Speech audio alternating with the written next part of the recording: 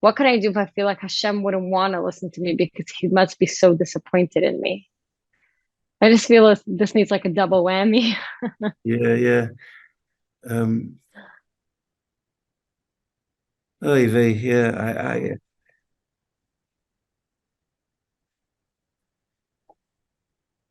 yeah. I mean, I just don't know how long we've got, but it's just so sad that people feel that way.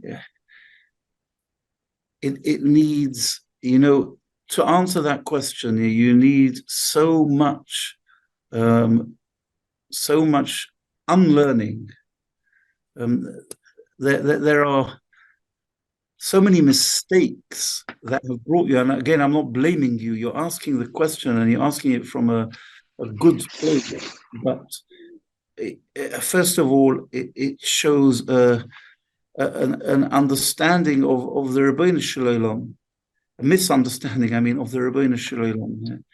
I don't know you, but if you're on this Zoom, then I promise you that you are not someone that the Abishter isn't interested in. Rebbeinu Shalom. What does that mean? Where did you get this from? I used to say, and said this often to Bochum, used to come into my room and tell me this, that I'm no good and they don't love me. And I say to them, I say, look, I'm a boss of a dom, yeah. I'm just a plain flesh and blood guy. I've got lots of midas and plenty pulling me in all different directions. I'm far from the toiv, from the rachmim, from the av of Hakadosh Baruch Hu. And you know what? I don't think you're terrible, and I love you, and I think there's every hope in the world for you. And if I was your God, I would grab you back. So what? So what are you telling me, that the Rebbeinu Shalom is like in your head? He's a harder type than the Mashgiach. Like he's more of a tough guy. Where did you get this Abishter from? Wherever you look, the Abishter's Reitze B'tshuva. The Abishter's Chanun Hamar Belisleach. It doesn't apply to you. You really think it doesn't apply to you? Balatanya writes in his Igeres HaTshuva that you can't say that bracha. You can't say that bracha with the Shem with the Shem Baruch Atah Hashem if you don't believe it.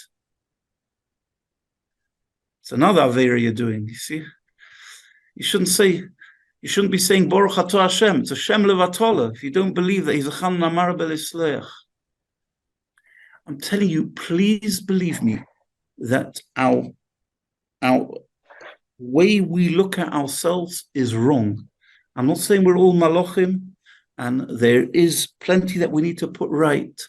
But two things. First of all, the Eibush, it just doesn't make any sense. I didn't prepare for this, so I'm just going to ramble on. But I understand, yeah. Whoever you are, yeah, you're of the tiny percentage in Klal Yisrael who even knows about the Rebbeinu Shalom, who even knows about Yiddishkeit.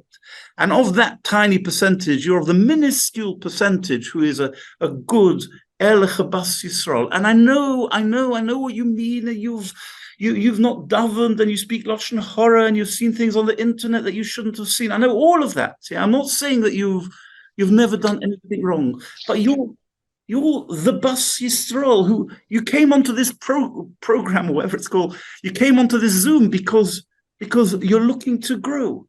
You think of the Rebbeinu Shalom's millions of Yidden. You're the one who he's not interested in. But where does this come from?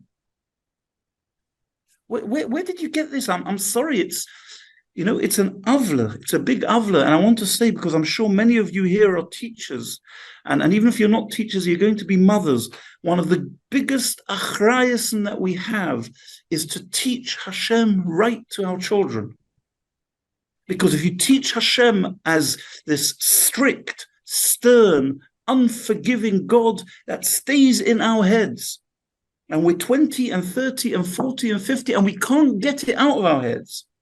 And we can't have a relationship with HaKadosh Baruch Hu.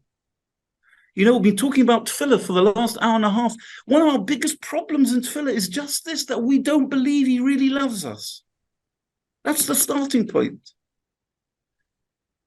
And I promise you, and I'll be, just give me an hour, and I'll show you the Mara Mekimus, one after the other.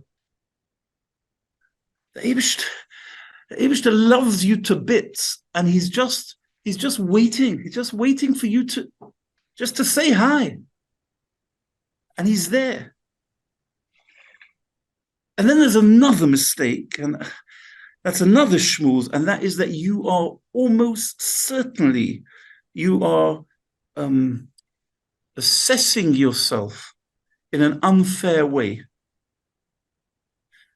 And I'll give you a raya. I don't know who's asking this question. I don't know what you've done, but I'll give you a proof. Think of a friend of yours who would come to you, who's a good girl. She's your friend, and you know that there's so much good in her, and there's so much sincere in her, and she would tell you everything that you know about yourself. She would tell you all of that about her. Would you say to her, "Oh, I'm happy you told me this. I regret to inform you that you're doomed. It's all over"? Would you think that? Never mind, would you say that? Would you think that? You wouldn't think that. And if she would say, "There's no hope for you," you say, "Oh, you crazy." You would say that to a friend. So why did you say it to yourself? It's an atzas hayetza from beginning to end. And it's how the Yetzer Hara is getting us today. He's ruined our understanding of who Hashem is, and he's made us crazy about who we are. And I've said this before, maybe some of the girls are on here, but one of the questions and answers we did once, one of the questions I got from girls like yourselves, I've got it still printed. I've kept it because I don't want to forget it. They wrote, question for the Rov. Yeah. Since we're all going to Gehenna in any case, that's how the question starts. Since we're all going to Gehenna in any case, then how can we keep ourselves motivated, to do this Yiddishkeit thing? And the answer is you can't. You can't. No.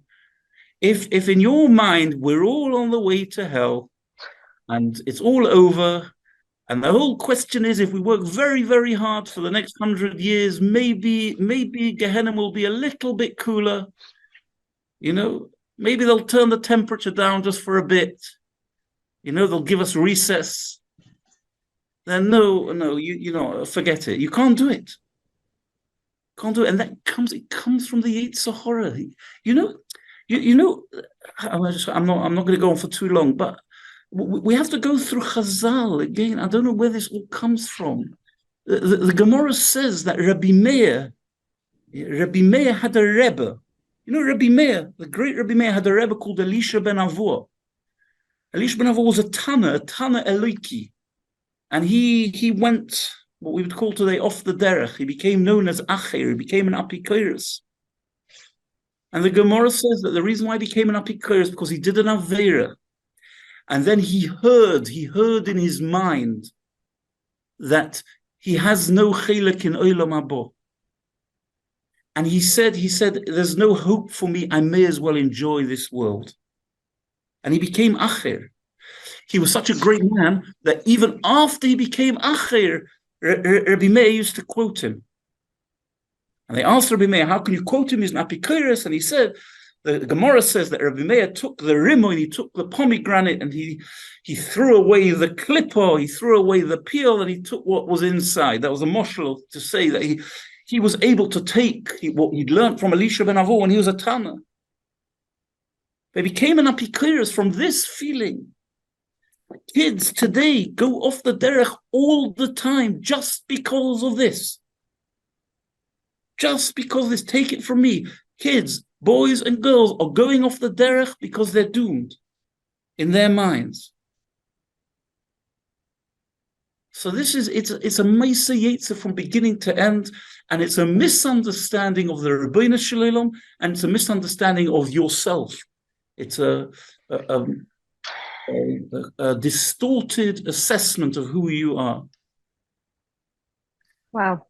I don't know if I've said anything. I'm glad I asked that question. I think, we got our triple whammy.